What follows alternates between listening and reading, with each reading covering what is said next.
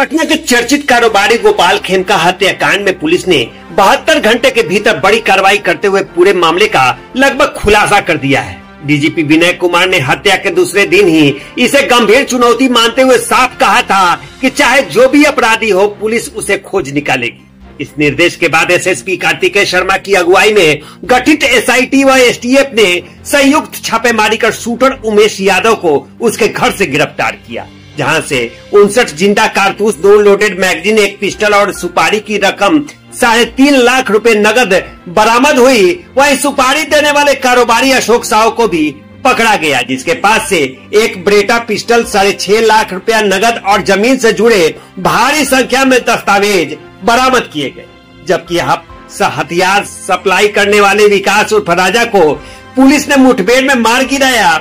DGP Vinay Kumar ने स्पष्ट किया कि जांच अभी जारी है और जमीन व व्यापारिक विवाद के एंगल से भी हर पहलू की जांच की जा रही है, क्योंकि अशोक साहू के घर से बड़ी संख्या में संपत्ति से जुड़े दस्तावेज मिले हैं। एडीजी मुख्यालय कुंदन कृष्णन ने बताया कि अशोक साहू के मोबाइल से कई अहम ऑडियो क्लिप बरामद हुई हैं, जिनमें करोड़ों के लेन देन की बात सामने आई है। जोनल आईजी जितेंद्र राणा ने बताया कि शूटर उमेश यादव और अशोक साहू को भी जेल भेजा जा रहा है, लेकिन कोर्ट से रिमांड की अनुमति लेकर आगे की पूछताछ की जाएगी। वहीं एसएसपी कार्तिकेय शर्मा ने जानकारी दी कि गिरफ्तार अशोक साहू का आपराधिक इतिहास रहा है और उसके अन्य अपराधियों से संबंध के प्रमाण मिले हैं, जिसकी जांच की जा रही है। जेल में बंद कुख्यात अजय वर्मा की संलिप्तता भी जांच की जा रही है और पुलिस ने भरोसा दिलाया कि इस पूरे साजिश की परतें जल्द ही पूरी तरह से सामने लाई जाएगी। जब अनुसंधान शुरू किया गया तो जहां पे घटना हुई थी उसके बाद सीसीटीवी का अवलोकन किया गया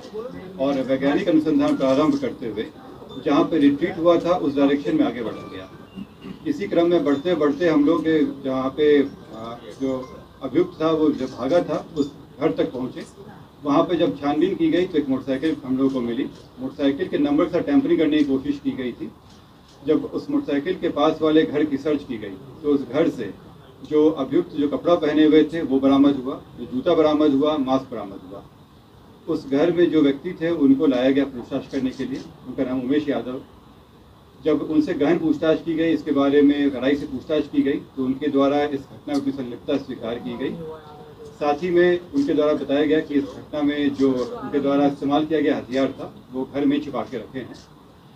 ये जब उनको बताया गया उसमें उनके घर के ऊपर वाले फ्लोर में, जो उनके भाई का फ्लोर है, घर है, उसमें एक बंद कमरे में रखे हुए थे।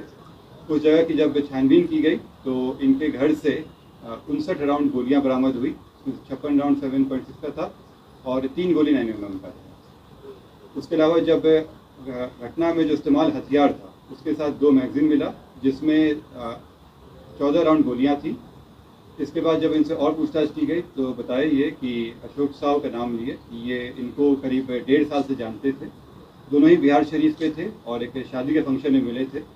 तब से ये उनके लिए छोटा मोटा काम करते थे। करीब 1.5 महीना पहले इस षड्यंत्र को रचा गया था और इसमें इनको पहले लाया गया था कि ये शूटर और हथियार को इंतजाम करे। इस क्रम में पैसे भी दिए गए थे और इसमें बताया गया था अग्रिम में 50,000 रुपये दिए गए थे और बाकी काम होने के बाद 4 लाख की बात हुई थी। इसमें ये पहले अपने आसपास के जो शूटर रहे हैं उनसे कांटेक्ट किए। ये उसी क्रम में इनके इलाके में रहने वाले विकास राजा से मुलाकात हुई। इसमें उनसे सेटिंग करने की कोशिश की गई। राजा के द्वारा जो डिमांड किया गया था तो इनको लगा कि इससे अच्छा ये स्वयं ही ये घटना कर ले और इसलिए ये हथियार जो इनको अशोक साहू जी के द्वारा ही दिया गया था वो हथियार लिए और अशोक साहू के द्वारा इनको उनके दिनचर्या के बारे में बताया गया। ये एक रेगुलर था कि वो 8 बजे के आसपास बांकीपुर क्लब जाते थे और वहाँ से करीब 11:30 बजे के आसपास वो स्वयं अपनी गाड़ी को ड्राइव करते हुए आते थे।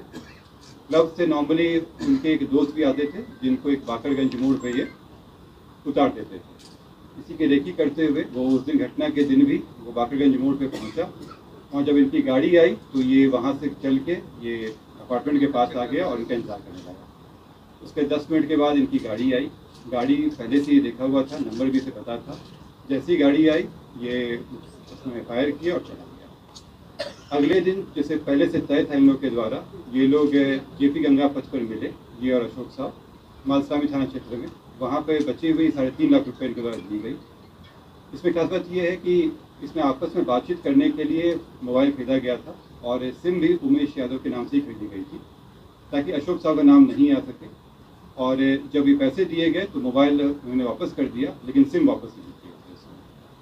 जब इसमें अशोक साहब के घर पे छापेमारी की गई तो उनके यहाँ भारी मात्रा में ज़मीन के कागजात मिले, साथ में एक 9mm का बरेटा उनके यहाँ पिस्टल मिला, उसमें 17 राउंड गोलियाँ मिली इसमें।